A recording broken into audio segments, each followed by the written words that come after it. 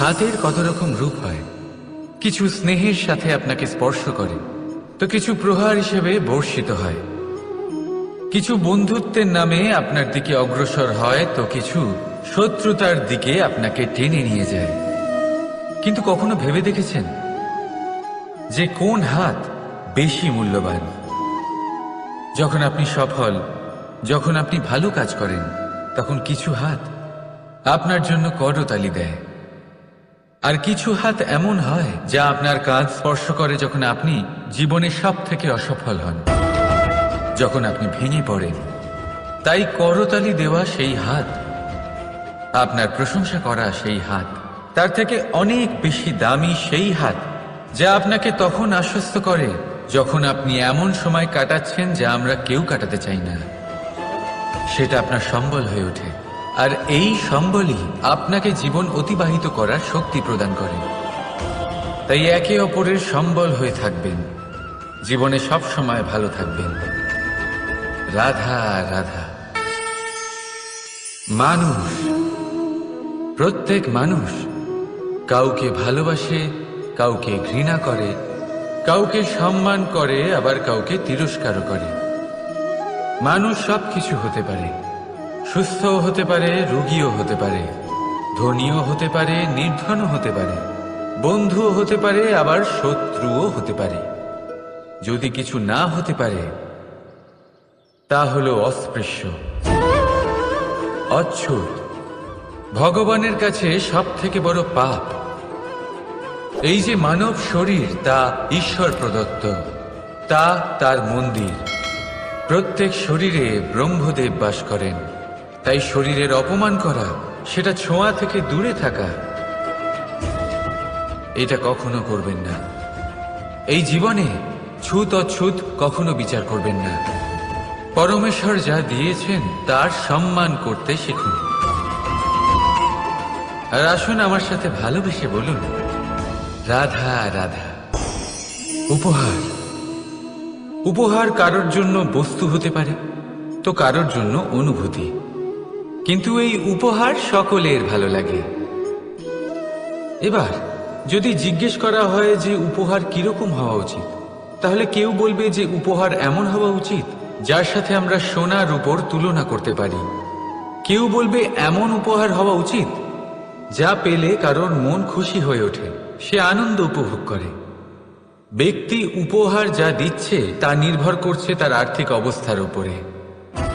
কিন্তু উপহার যাই হোক না কেন, তাতে একটা অনুভূতির অভাব কখনোই থাকা উচিত নয়, আর সেই অনুভূতি হল ভালোবাসার অনুভূতি। তাই মনে রাখবেন, ভালোবাসার থেকে বড় উপহার আর কিছুই নেই। আর যদি ভালোবাসার এই উপহার আপনি লাভ করেন, তার থেকে বড় আর কোনো সম্মান নেই। রাধা রাধা। কখনো কোনো বাচ্চাকে দেখেছেন? কত কিছু ঘটতে থাকে তার জীবনে, শৈশব থেকে বেড়ে ওঠা অবধি অসংখ্য অনুভূতি অনুভব করে সে। কখনো পড়ে যায়, কখনো আহত হয়, কখনো জ্ঞান লাভ করে, কখনো কষ্ট সহ্য করে, তো কখনো আনন্দ উপভোগ করে। কিন্তু মনে রাখে সে শুধুমাত্র আনন্দের মুহূর্তগুলি। এবার শুধু একবার আপনার জীবনের প্রারম্ভের দিকে তাকিয়ে দেখুন, আপনার শৈশবে তাকিয়ে দেখুন। আপনি দেখবেন বেশিরভাগ যেসব স্মৃতি আপনার মনে আছে সেগুলি সমস্ত ভালো মুহূর্তের, খারাপ মুহূর্তের নয়। সেই জন্য শৈশব সব থেকে সুখী হয়, এতে নিশ্চিন্ত থাকা যায়। সেই জন্য আজ আপনি যতই বড় হয়ে উঠুন না কেন, খারাপ স্মৃতি, খারাপ ঘটনা সব ভুলে যাওয়ার চেষ্টা করুন। একবার খারাপ ঘটনা ভুলে যাওয়ার অনুভূতি আপনার হয়ে গেলে তখন মনে রাখবেন, যতই কঠিন পরিস্থিতির মুখোমুখি আপনাকে হতে হোক, তার মোকাবিলা করতে আপনি সক্ষম। রাধা রাধা। উৎসব, পুজো, পার্বণ আমাদের জীবনে উল্লাস ভরে দেয়। এবার দীপাবলির উৎসব এসেছে। আপনি কখনো ভেবেছেন যে এইসব উৎসব যেমন গুরু পূর্ণিমা, দোল, রাখি বন্ধন, এইসব পূর্ণিমার দিনে অনুষ্ঠিত হয়, যখন চাঁদ আকাশে পুরোপুরিভাবে দেখা যায়। কিন্তু দীপাবলির এই শুভ উৎসব অনুষ্ঠিত হয় অমাবস্যার দিবসে। অমাবস্যা যাকে আমরা অশুভ বলে মনে করি। কখনো ভেবে দেখেছেন কেন শ্রীরাম অমাবস্যার এই দিন বেঁচেছিলেন অযোধ্যায় ফেরার জন্য? একদিন পরে বা একদিন আগেও তো আসতে পারতেন উনি, কারণ উনি এই সংসারকে একটা বার্তা পৌঁছে দিতে চেয়েছিলেন যে মুহূর্ত নয়, কর্মই আসল। যদি আপনার কর্ম বড় হয়, শুভ হয়, তাহলে অমাবস্যার এই রাতকেও প্রদীপের সাহায্যে আলোকিত করা যেতে পারে। তাই সময় বিচার করা না করা আপনার সিদ্ধান্ত মাত্র, কিন্তু নিজের কর্মের বিচার করা আমার উপদেশ। রাধা রাধা। আসুন এই ছোট্ট গাছটা দেখুন। এই গাছ আমার কাছে অত্যন্ত প্রিয়। আমি এই গাছটাকে ভীষণ ভালোবাসি। এবার ভাবুন, এই ভালোবাসায় আমি ওকে দিনে যদি 6 বার জল দিই, তাহলে কি ওর বিকাশ ঠিক করে হবে? এটা কি ওর জন্য ভালো হবে? কখনোই নয়। এর শিকড় পচে যাবে, এর শিকড়ের জল গ্রহণ করার ক্ষমতা শেষ হয়ে যাবে। তাহলে কি করা দরকার? দরকার হলো একে সঠিক মাত্রায় জল দেওয়া। দরকার হলো সঠিক সময় অন্তর তাকে জল দেওয়া। দরকার হলো একে সূর্যের তাপও সহ্য করতে হবে। দরকার হলো প্রতিটা কাজ যেন পরিমাণ মতো হয়। এবারে এই ভুল বেশিরভাগ মাতা পিতাই করে ফেলেন। নিজের সন্তানকে এতটাই ভালোবেসে ফেলেন, আর তাতে সন্তানের প্রতিটা ইচ্ছে পূরণ করেন। তারা প্রত্যেকটা জিনিস তাদের দেন, প্রতিবার তাই করেন। আর এইভাবে সন্তানের বিকাশে নিজেই বাধা হয়ে ওঠেন। এরকম করবেন না। এই যাত্রা আপনার সন্তানের। এই যাত্রায় আপনার সন্তানকে অনেক কিছু শিখতে হবে। নিজের ক্ষমতায় কাজ করতে হবে, তাদের করতে দিন। একটা অত্যন্ত গুরুত্বপূর্ণ কথা বলবো আপনাদের, তা আপনারা মনে রাখবেন। প্রেম আর শত্রুতা অধিক হয় তাহলে তা ক্ষতিকর। প্রতিটা বিষয়ে সমতা বজায় রাখুন। আর আমার সাথে ভালোবেসে বলুন, রাধা রাধা। পাদুকা, খড়ম আমাদের জীবনে কতটা গুরুত্বপূর্ণ হয়। যখনই আমরা এটা পায়ে পড়ে হাঁটি, এটা আমাদের রক্ষা করে কাঁটা থেকে, ছোট পাথর থেকে। এটা আমাদের সুরক্ষিত রাখে। কিন্তু যদি এটাকেই আমরা অন্য দৃষ্টিভঙ্গি দিয়ে দেখি, তাহলে এই পাদুকার জন্যই হাঁটার সময় পেছন থেকে আমাদের পায়ে কাদা লেগে যায়। এরকম মানুষও আমাদের জীবনে থাকে, যে থাকে তো আমাদের সাথেই, কিন্তু এরাই আমাদের পিঠ পিছে কাদা ছড়ে। এবার হাঁটার সময় যখন আপনার পায়ে কাদা লাগে আপনার পাদুকার জন্য, আপনার নজর সেদিকে থাকে না। আপনার নজর থাকে সামনের দিকে, কারণ সেটাই আপনার লক্ষ্য, সেটাই আপনার পথ, আর সেটাই আপনার করা উচিত। তাই মনে রাখবেন, আপনার পা ধরে সেই টানতে পারে যে আপনার পেছনে রয়েছে, আর আপনার নজর সেখানে নয়। সবসময় সামনে নিজের লক্ষ্যে থাকা উচিত। প্রতি মুহূর্তে নিজের লক্ষ্যের দিকে তাকিয়ে থাকুন। সবসময় জীবনের সামনে এগোতে থাকুন। আর রাধা রাধা। মানুষ এক সামাজিক প্রাণী। সমাজে ঘোরাফেরা করে, অন্য মানুষ খুঁজে বেড়ায়, সম্পর্ক তৈরি করে, সেটাকে গড়ে তোলে, সুখ দান করে, সুখ লাভ করে, নিজের দুঃখকে কম করে। কিন্তু একটা জিনিস সে বোঝে না, কোন ব্যক্তি আপন আর কোন ব্যক্তি পর। দেখুন, আপন সে নয় যে সুখের সময় আপনার সাথে থাকে। আপন সে যে দুঃখের সময়ে শুরু থেকে শেষ অবধি আপনার সঙ্গে থাকে। তাই খেয়াল রাখবেন, সুখের সময় যে আপনার সাথে থাকে তারা সেই ব্যক্তিগণ যাদের আপনি পছন্দ করেন। কিন্তু যে দুঃখের সময়, সমস্যার মধ্যে, কষ্টের ও একাকিত্বের মধ্যে আপনার সাথে থাকে, আপনাকে সব সময় সঙ্গ দেয়, তারা সেই ব্যক্তি যারা আপনাকে পছন্দ করে। এবারে কাকে আপনি আপন বানাবেন আর কাকে পর? সিদ্ধান্ত আপনার। রাধা রাধা। নাম কত সাধারণ একটা বিষয়। প্রত্যেক মানুষ যে জন্ম নেয় তাকে একটা নাম দেওয়া হয়, যা সে পেয়ে থাকে তার মাতা পিতার দ্বারা, না হলে তার গুরুর দ্বারা, বা কোনো আত্মীয়ের দ্বারা, বা কোনো কাছের মানুষের দ্বারা। এই নামের সাথেই সে আস্তে আস্তে বেড়ে ওঠে।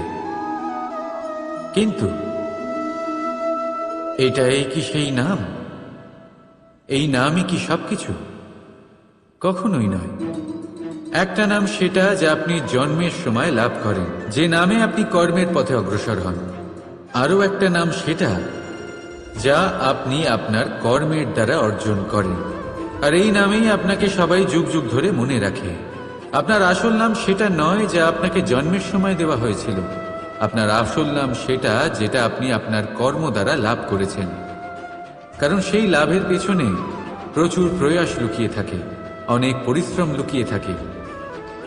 কিন্তু যদি আপনি চান যে মানুষ আপনার নাম মনে রাখে, তাহলে আপনাকে কর্মের পথে অগ্রসর হতেই হবে। শুভ কর্ম করতে হবে, অনর্গল চেষ্টা করে যেতে হবে, মহান কাজ করতে হবে। আর বিশ্বাস করুন, আপনি একটা মহান নামের ফল অবশ্যই লাভ করবেন। রাধা রাধা। চিন্তা। সবাই বলে চিন্তা করা উচিত নয়, কিন্তু চিন্তা সবাই করে। যিনি বৃদ্ধ ব্যক্তি হন, তিনি নিজের অতীতের সাথে বর্তমানের তুলনা করে চিন্তিত থাকেন। একজন যুবক ব্যক্তি ভবিষ্যতের বিষয় চিন্তা করে, নিজের লক্ষ্য কিভাবে পূরণ করা যায় সেই চিন্তায় মগ্ন থাকে। শুধু একজন বালকের না তো তার ভবিষ্যতের চিন্তা থাকে, আর না অতীতের দুঃখ থাকে। আর এরকম কেন? কারণ সে শুধুমাত্র বর্তমান নিয়ে ভাবে, আর তাই সে সব থেকে বেশি সুখী। তাই মনে রাখবেন, যদি আপনি আপনার বর্তমানের বিষয়ে ভাবেন, তাতে বাঁচেন, সেটাকে ঠিক রাখেন এবং সেটাকে আরো ভালো করে তোলেন, তাহলে আপনার অতীত আর আপনার ভবিষ্যৎ আপনা থেকেই ঠিক হয়ে যাবে। আসুন আমার সাথে ভালোবেসে বলুন, রাধা রাধা। মানুষের কত রকম অনুভূতি হয়, কিন্তু সে সেটাই করে যেটা সে আজ অবধি করে এসেছে, আর এটাই তার সব থেকে বড় ভুল। আপনাকে যদি উদাহরণ দিই, তাহলে একটা গোয়ালা যে ছোটবেলা থেকে একটাই কাজ করেছে, গরুকে চড়িয়েছে, দুধ বের করেছে, সে সারা জীবন সেটাই পাবে, শুধু দুধ। কিন্তু ভেবে দেখুন, যখন এই দুধ কোনো ময়রার কাছে যায়, তখন সে সেটা দিয়ে মালপোয়া বানায়, মাখন বানায়, বিভিন্ন রকমের সুস্বাদু মিষ্টি বানায়, ঘি বানায়। সে বড় কিছু করে, তার বদলে সে বড় কিছু পায়। তাই মনে রাখবেন, যদি আপনি সেটা করেন যেটা আপনি সব সময় করে এসেছেন, তাহলে আপনি সেটাই পাবেন যা আপনি আজ পর্যন্ত পেয়ে এসেছেন। নতুন কিছু করার চেষ্টা করুন, আলাদা কিছু করার চেষ্টা করুন, নিজেকে বদলানোর চেষ্টা করুন, নিজেকে প্রস্তুত করুন, নতুন কিছু করুন।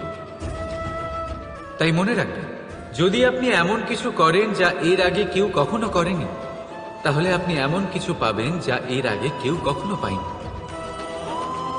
তাই নতুন উপায়, নতুন চেষ্টার দ্বারা নতুন কর্মের পালন করুন। নতুন চিন্তা নিজের ভেতরে জাগ্রত করুন, কারণ এই চিন্তাই সত্য হয়ে আপনার জীবনে আসবে। রাধা রাধা। যদি আমি আপনাকে জিজ্ঞেস করি যে এই সংসারে সব থেকে মাহাত্ম্যপূর্ণ বস্তু কি, তাহলে আপনি বলবেন জল। আর একদম ঠিক বলবেন। কিন্তু কোন কারণে? এই জন্য যে সে আমাদের জীবন দান করে? এই জন্য যে সে আমাদের তৃষ্ণা মেটায়? নাকি এই জন্য যে আমাদের দৈনিক কাজ থেকে শুরু করে আমাদের মৃত্যু অবধি কাজে আসে, সব কাজে আমাদের সাহায্য করে? না, এর পেছনে একটা কারণ হলো জলের প্রকৃতি। ভেবে দেখুন, সমুদ্রের এই জল সূর্যের তাপ সহ্য করে বাষ্পীভূত হয়, তারপর উপরে গিয়ে মেঘে পরিণত হয়, তারপর সেই মেঘ রূপে প্রবাহিত হয়ে কোনো পর্বতের সাথে ধাক্কা খেয়ে বর্ষা হয়ে এই পৃথিবীতে বর্ষিত হয়। আর এই পৃথিবীর ধূলিকণা এর মাটিকে নিজের মধ্যে ধারণ করে। মানুষের দ্বারা, অন্য প্রাণীর দ্বারা যে ময়লা ছড়িয়ে পড়েছে তাকে নিজের মধ্যে ধারণ করে, আর তারপর ফের অগ্রসর হয়ে পড়ে সমুদ্রের দিকে, সমুদ্রে মিশে যায়। কিন্তু তবুও আবার বাষ্পীভূত হওয়ার সময় সেই ময়লাকে সে সেখানেই ফেলে যায়, সেই ময়লাকে নিজের সাথে নিয়ে যায় না। ব্যাস, এটাই জলের প্রকৃতি, যা তাকে মহান করে তোলে।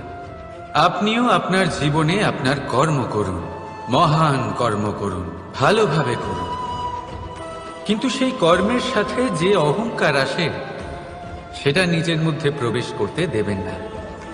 তার থেকে উপরে উঠুন।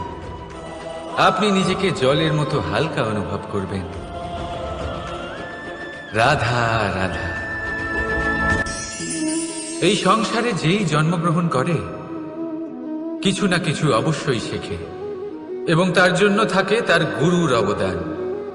এবার এই গুরু কে হবেন তা আমরা নির্বাচন করি।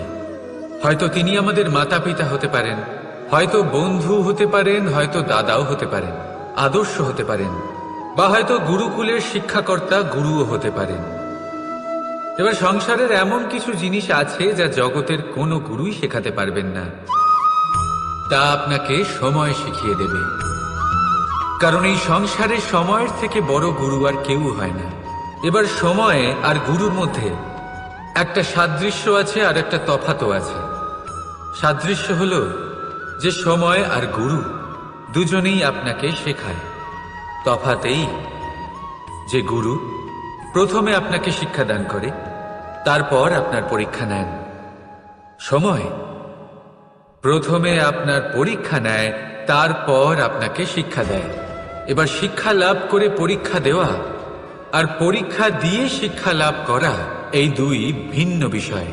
আর সব সময় মনে রাখবেন, এই সময়ের থেকে আপনি যা শিক্ষা লাভ করবেন তা সব সময় যত্ন করে আপনার কাছে রেখে দেবেন। কারণ সময়ের থেকে বড়, সময়ের থেকে দামি, সময়ের থেকে অত্যন্ত আধুনিক আর কোনো গুরু নেই। রাধা রাধা। প্রেম আর চাওয়া একই মনে হয়, তাই না? কিন্তু আসলে এরা আলাদা। এদের মধ্যে অনেক তফাৎ আছে। দেখতে গেলে প্রেম আর চাওয়া কখনোই এক হতে পারে না। এবার যদি আপনাকে আমি এক উদাহরণ দিই, যদি আপনি এই ফুলকে চান, তাহলে আপনি এটাকে তার ডাল থেকে ছিঁড়ে আপনার কাছে রেখে দেবেন।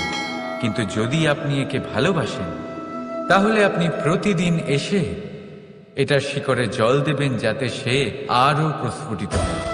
শুধু এটাই তফাৎ চাওয়া আর প্রেমের মধ্যে।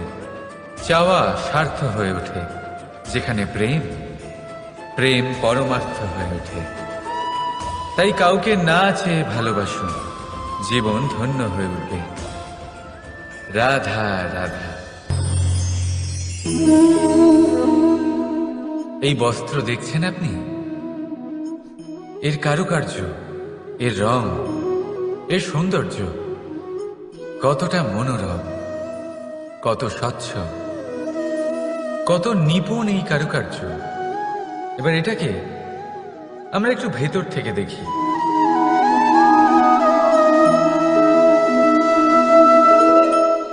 আপনি কি সেটাই দেখতে পাচ্ছেন যা আমি দেখতে পাচ্ছি? এটাই হয় আমাদের ব্যক্তিত্বের সাথেও, এটাই হয়। এই সমস্ত ঝামেলাগুলি মিটিয়ে নেওয়ার জন্য আমাদের সেই ঝামেলার মুখোমুখি হতেই হয়। তাই এই ঝামেলার দ্বারা কখনো ভয়ভীত হবেন না। এটাই আপনাকে একটা আনন্দময় জীবনের দিকে নিয়ে যাবে। রাধা রাধা।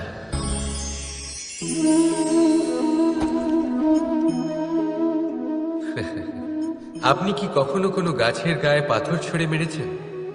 আজ না হোক, ছোটবেলায় কখনো না কখনো নিশ্চয়ই ছুঁড়েছেন। এখনো বাচ্চারা সেটাই করে থাকে। কিন্তু আপনি কি কখনো ভেবে দেখেছেন যে কেন সেই গাছের ওপরই পাথর ছুঁড়ে মারা হয় যাতে ফল থাকে? কোনো সাধারণ বা ফলবিহীন গাছের ওপর এত পাথর কেন ছোড়া হয় না?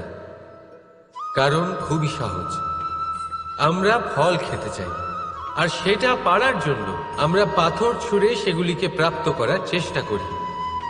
আর অন্যদিকে সেই গাছ এই পাথরের রূপে বিরোধিতা সহ্য করে, তবুও সেখানেই দাঁড়িয়ে থাকে যেখানে তার অবস্থান। সেই ফল আমাদের দিতে থাকে যা সর্বদা আমাদের দিয়ে এসেছে, আর সেই জন্যই সে আমাদের কাছে মূল্যবান। তাই মনে রাখবেন, আপনার জীবনেও এরকম অনেক মানুষ আসবেন বা হয়তো এখনই আছে যারা আপনার বিরোধিতা করেন, যারা আপনার জীবনে সংকট ডেকে আনেন, আপনাকে দোষারোপ করেন, কিন্তু আপনার নজর সেদিকে থাকা উচিত নয়। তাই একটা গুরুত্বপূর্ণ সত্য সবসময় মনে রাখবেন, সেই গাছের ওপরেই পাথর এসে পড়ে যে ফল ধারণ করে, যে মূল্যবান হয়। রাধা রাধা। আপনি জীবনে কখনো দেখে থাকবেন অথবা শুনে থাকবেন যে মানুষ যখন দুধ পান করে তার মধ্যে যদি কোনো মাছি এসে পড়ে, সে আর সেটা পান করে না, সেই দুধকে কোথাও ফেলে দেয় সে। কিন্তু ভেবে দেখুন, এখানে পরিস্থিতি একটু আলাদা হলে, দুধের বদলে ঘি থাকলে মানুষ কি করে? সেই ঘি ফেলে দেয় না, সেখান থেকে মাছিটাকে বের করে ফেলে দেয়। এটা দিয়ে আমরা কি শিক্ষা পেলাম? এটাই যে এখানে মাছি গুরুত্বপূর্ণ নয়, গুরুত্বপূর্ণ হলো সেই খাবার, ঘি। এবারে ভাবুন, দুধ আর ঘি এই দুই উৎপন্ন হয় গরু থেকে, তাহলে বেশি মাহাত্ম্য ঘিকে কেন দেওয়া হয়? তার কারণ যে যত বেশি তাপ সহ্য করে সে তত উৎকৃষ্ট হয়, সে ততটা মূল্যবান হয়। এতটাই মূল্যবান যে যদি তাতে কোনো দোষও থাকে মানুষ সেটা গ্রাহ্য করে না। তাই মনে রাখবেন, এই পুষ্টি অপুষ্টি এ শুধুই নামমাত্র, কিন্তু পরিশ্রম করা, সংঘর্ষ করা, তাপ সহ্য করা, এটা মানুষের অনুভূতি। তাই নাম নিয়ে না ভেবে অনুভূতির ওপরে মনোনিবেশ করুন, তাকে গুরুত্ব দিন। আর আসুন আমার সাথে ভালোবেসে বলুন, রাধা রাধা। ঈশ্বর লতা পাতাকে দাঁড়িয়ে থাকার শক্তি দেননি, ঈশ্বর এই শক্তি দিয়েছেন বৃক্ষকে। এই লতা পাতা বৃক্ষের সাহায্যে দাঁড়িয়ে থাকে, তাতেই বিকশিত হয়। এবার এই লতা পাতা দুই ধরনের হয়। প্রথম সে যে এই বৃক্ষতে বিকশিত হয়, ফুল ফুটিয়ে তোলে, নিজেকেও সুন্দর বানায়, বৃক্ষকেও সুন্দর বানিয়ে তোলে। দ্বিতীয় সে যে বৃক্ষকে পুরোপুরি শুকিয়ে দেয়, তার প্রাণ শক্তি তার থেকে কেড়ে নেয়, আর শেষে নিজেও ধ্বংস হয়ে যায়। তাই মনে রাখবেন, যে ব্যক্তি সবসময় আপনার সাথে থাকে, সবসময় আপনার সম্বল হয়ে থাকে, সবসময় সে আপনাকে সাহায্য করে, আর যদি আপনি তার সাথে ছলনা করেন, আপনার অন্ত নিশ্চিত। এরকম কখনো করবেন না। সেই ব্যক্তিকে ভালোবাসা দিন, সম্মান দিন, আর আমার সাথে প্রসন্ন হয়ে বলুন, রাধা রাধা। যখনই আমরা প্রসন্ন হই, কোনো শুভ অনুষ্ঠান থাকে, আমরা সাফল্য লাভ করি, আমরা সবার আগে আপনজনদের মিষ্টিমুখ করাই।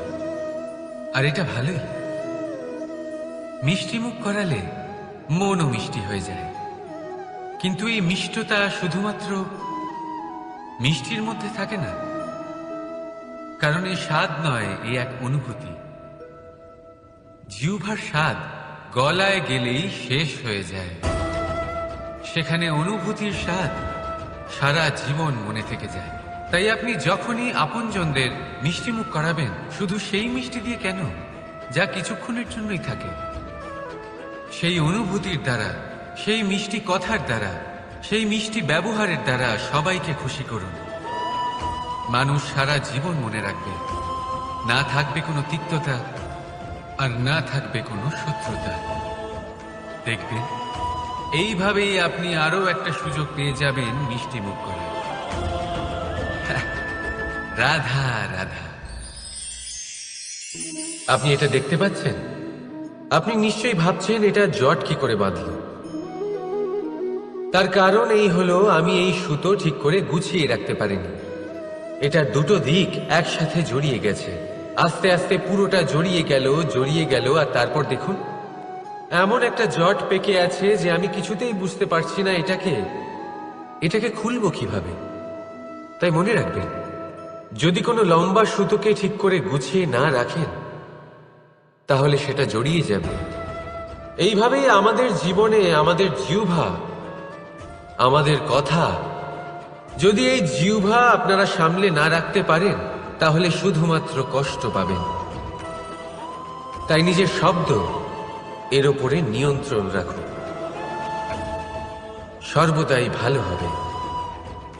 আর আসুন আমার সাথে ভালোবেসে বলুন, রাধা রাধা। সমুদ্র মন্থন, আমরা সবাই জানি এ কিভাবে হয়েছিল। এই মন্থন থেকে কি কি পাওয়া গেছিল?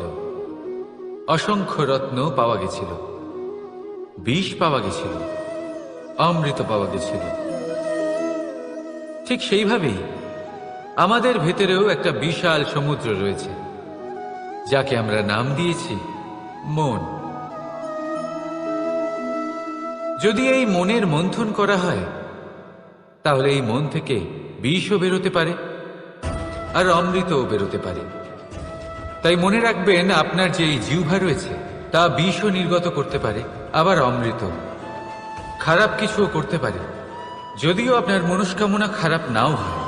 তাই সবসময় যখন আপনার মুখ থেকে শব্দ উচ্চারণ করবেন, এই মনের মন্থন করে তা করুন। আর আমার সাথে ভালোবেসে বলুন, রাধা রাধা। এই ডাল দেখুন, এই সুন্দর পুষ্প দেখুন। এই ডালের সৌন্দর্য হলো এই পুষ্প, আর এই পুষ্পের মেরুদণ্ড হলো এই ডাল। এবার কল্পনা করুন, যদি এই ডাল থেকে এই পুষ্পকে ছিঁড়ে নেওয়া হয়, তাহলে আপনি যাই করুন না কেন পুনরায় জোড়া লাগাতে পারবেন না। এবার যদি এটা আমাদের জীবনে হয়, আমাদের মানুষের, আমরা যদি কিছু পাই তাহলে সেটা সুরক্ষিত রাখি, আর যদি সেটা হারিয়ে ফেলি তাহলে দুঃখে জর্জরিত হই। এবার ফিরে আসি প্রকৃতির কথায়। দেখা যাক প্রকৃতি আমাদের কি শেখায়। এবার যদি এই পুষ্প এই ডালটা থেকে ছেড়ে যায়, আর যদি এই ডাল সবল থাকে, তাহলে কিছুদিন পরেই এই ডালে আবার নতুন ফুল ফুটবে। এবার এটা আমাদের জীবনেও ঘটবে, নিশ্চয়ই ঘটবে। সেটাই প্রকৃতি। সেই জন্য জীবনে আপনি যা হারিয়েছেন সেটার বিষয় না ভেবে, যা ফেলে এসেছেন তার বিষয় না চিন্তা করে, ভবিষ্যতে যা আপনি যত্ন করে রাখতে পারবেন, সাবধানে রাখতে পারবেন, সেগুলির প্রতি একাগ্র হন। বিশ্বাস করুন, এই মনরূপী ডালের ওপর সুখের ফুল সব সময় ফুটবে। রাধা রাধা। বৃক্ষের বীজ একটা সর্ষের দানার থেকেও ছোট হয়, কিন্তু যখন এটা বড় হয় তখন একটা বট গাছের মতো বৃহৎ আর মহান হয়ে ওঠে। গঙ্গা নদী, এর প্রারম্ভ হয় একটা ছোট্ট আর সরু স্রোত দিয়ে, তারপর সেটা বড় ধারায় বদলে যায়, তারপর সেটা নদীতে বদলে যায়, আর তারপর মহানদীতে পরিবর্তিত হয়। আপনি কি বুঝতে পারছেন যা আমি আপনাকে বোঝানোর চেষ্টা করে চলেছি? আমি আপনাকে বোঝাতে চাইছি যে প্রারম্ভ করার জন্য মহান হওয়ার কোনো প্রয়োজন নেই, কিন্তু হ্যাঁ, মহান হওয়ার জন্য প্রারম্ভ করা অত্যন্ত প্রয়োজনীয়। তাই শুরু করুন। আপনার ক্ষুদ্র এই প্রারম্ভ আপনার জন্য বৃহৎ হয়ে উঠতে পারে। শুরু করেই দেখুন না, আপনার গন্তব্য আপনার জন্য অপেক্ষা করে আছে। রাধা রাধা। মানুষ কতটা শক্তিশালী হয়, তার কতটা সামর্থ্য রয়েছে, সে কতটা প্রতিভাশালী হয়, এটা হয়তো বলার কোনো দরকারই নেই। আজকের দিনে সবাই জানে যে মানুষ কি না করতে পারে। মানুষ চাইলে সব কিছু করতে পারে। মানুষ যদি চায় মাছের মতো জলে সাঁতার কাটতে পারে। মানুষ যদি চায় হিমালয়ের মাথা নত করতে পারে। মানুষ যদি চায় সমুদ্র থেকে মুক্তো সংগ্রহ করতে পারে। মানুষ যদি চায় তাহলে আকাশের পাখি